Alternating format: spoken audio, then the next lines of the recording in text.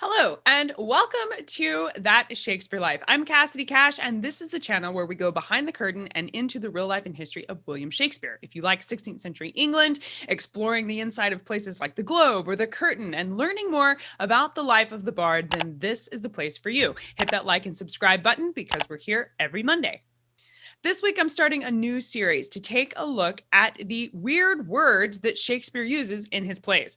One of the most common complaints I get from people who are new to Shakespeare or think he might be cool, but they've never really gotten into it, is that they say the language is so hard. And rather than try and tell you it's easy, because it's not, I thought I would just embrace the hard. It is a hard language. It's 500 years old, for goodness sake. And we've had people like the Beatles since then. So we don't talk the way that Shakespeare did back in the 16th century. And some of his words can be hard to understand, which is why in this series, we're going to take a look at the history behind some of the weird words Shakespeare uses in his plays so that you can better understand what he's saying and have more fun with the plays. Plus, it's just really cool to look at some of the strange words that come up in Shakespeare's plays. This week, we're going to start with the word bedazzled. And you thought that was a term from the 80s. I promise there are no plastic beads or denim jackets in the definition of bedazzled. Let's take a look at the history.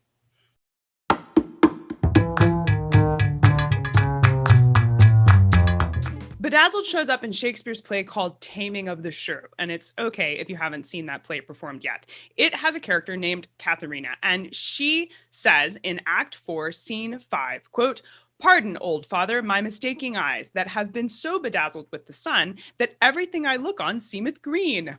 And I don't know about you, but when I read that line, I can definitely understand from the context what she's talking about. We can understand that she's experiencing that phenomenon where when you go outside and you're drawing on a piece of paper and you stare at the paper for so long that when you look up again, now everything's tinged kind of a funny color because the sunlight reflecting off the paper into your eyes kind of blinds you. Or if you get a light shined right directly in your eye and then you try to look out, the color's changed. That's what she's saying, and that's what it means to be bedazzled. But is that all? Of course not, silly. There's a whole lot of history.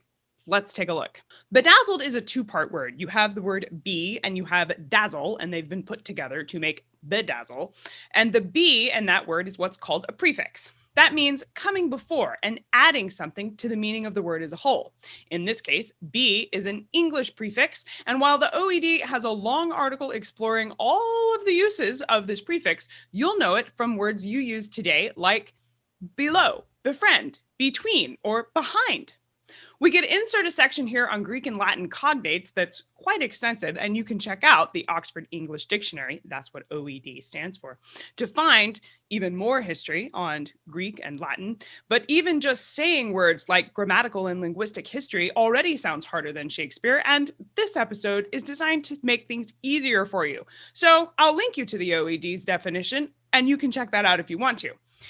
But here's what you need to know about the prefix of be. English has come a long way, as we know, because things are different today than they were when Shakespeare was speaking, and that's why reading his plays can be difficult. A long time ago, there was a form of English called Old English. This was a form used way before Shakespeare for works like Beowulf, which is also hard to read. We're talking Anglo-Saxon times here. Before 1150 AD is how we define the Old English period.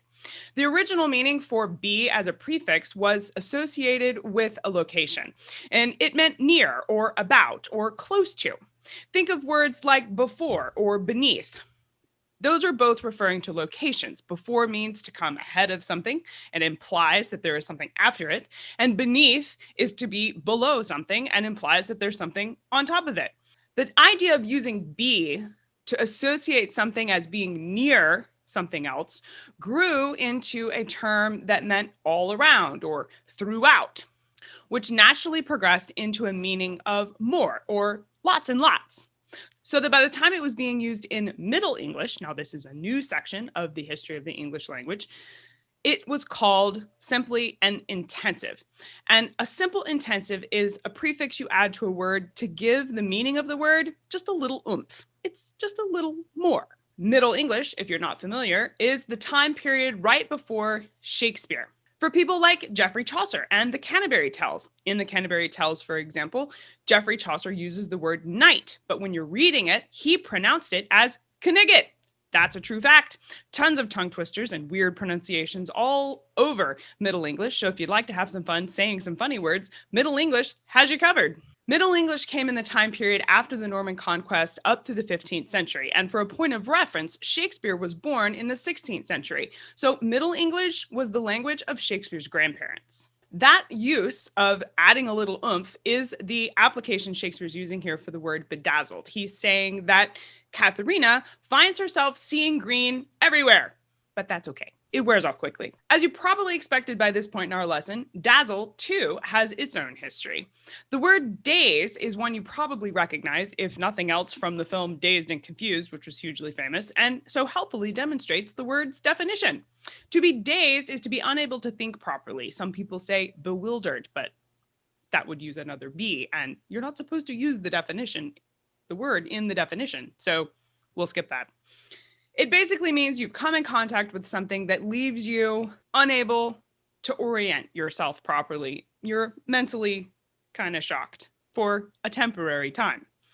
Bringing both of these words together, be and dazzled becomes bedazzled, and Shakespeare is saying that Katharina is intensely blinded by the sun and subsequently unable to think properly and seeing green. It is somewhat disappointing to those of us who lived through the 80s and early 90s that it does not mean she's wearing a denim jacket covered in plastic jewels and lots of glitter.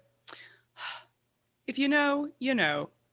If you're new to Shakespeare's plays and are now inspired by the definition of bedazzled to see the rest of this production, you can find a link below this video where I point you to all different places you can see each one of Shakespeare's plays performed online. Personally, I think, especially if you're new to Shakespeare, you should see the plays performed before you read them. Reading them is complicated, and there's just no way around that. But when you see them performed, it makes more sense because you do have the context. You can see Katharina kind of doing like this to understand what those words you may not recognize on the page might mean. So definitely check out that link to see this play performed. And if you're into Shakespeare adaptations, my favorite Shakespeare adaptation of this play in particular, Taming of the Shrew, is McClintock with John Wayne and Maureen O'Hara. I'll link you to that film below this episode as well.